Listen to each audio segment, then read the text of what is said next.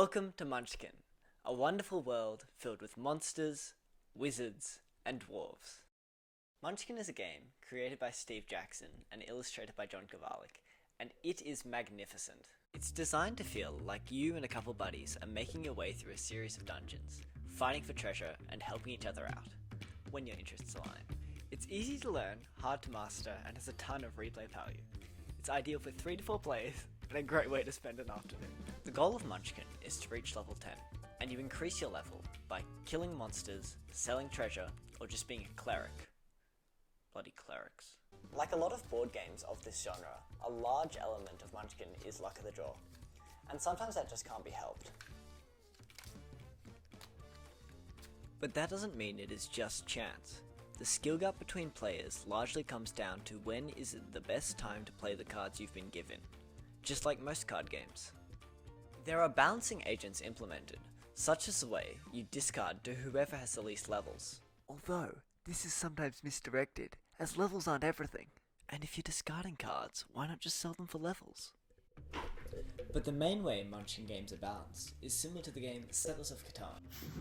In Catan, and I don't mean casual play where your whole family blocks your least favourite sibling, the table should collectively recognise who is the closest to winning and temporarily put their trade disputes on hold to rub them into oblivion. For the greater good, of course.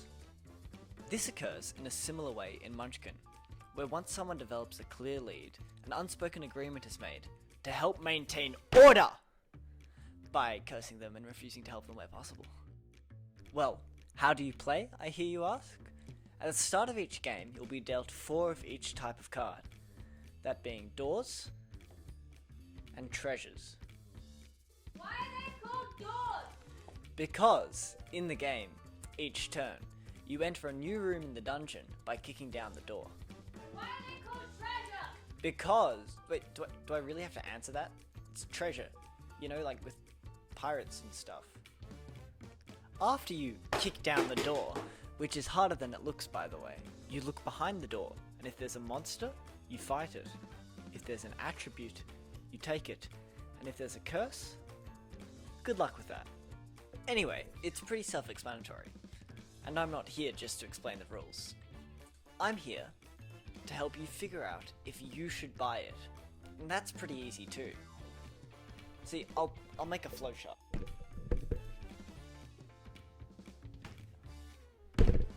Do you enjoy fun?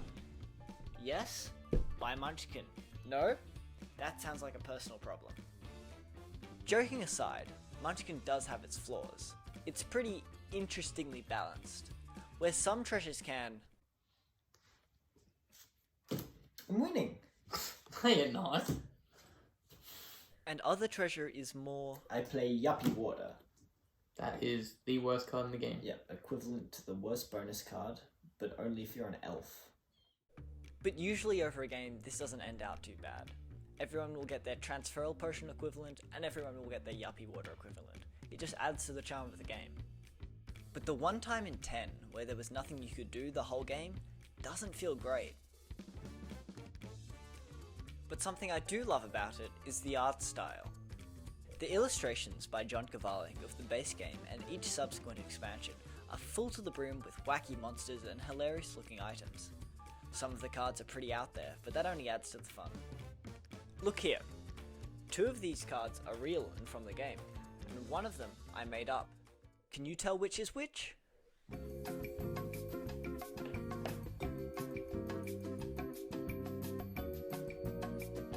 Yes you can, because one of them's a stick figure, and if you couldn't, I'd actually be worried.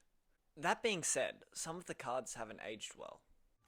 Originally released in 2001, cards such as Change Sex and other cards with the only usable by male or female attribute are a wee bit outdated, but for the most part that has been rectified, as in recent additions to Munchkins.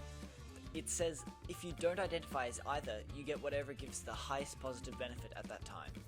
So, do I recommend Munchkin, despite all of its flaws, imbalance, questionable cards, and downright frustrating gameplay?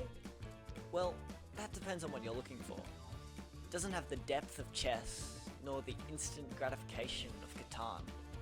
But I love it, and you just might too. Did you see that puzzle I was working on?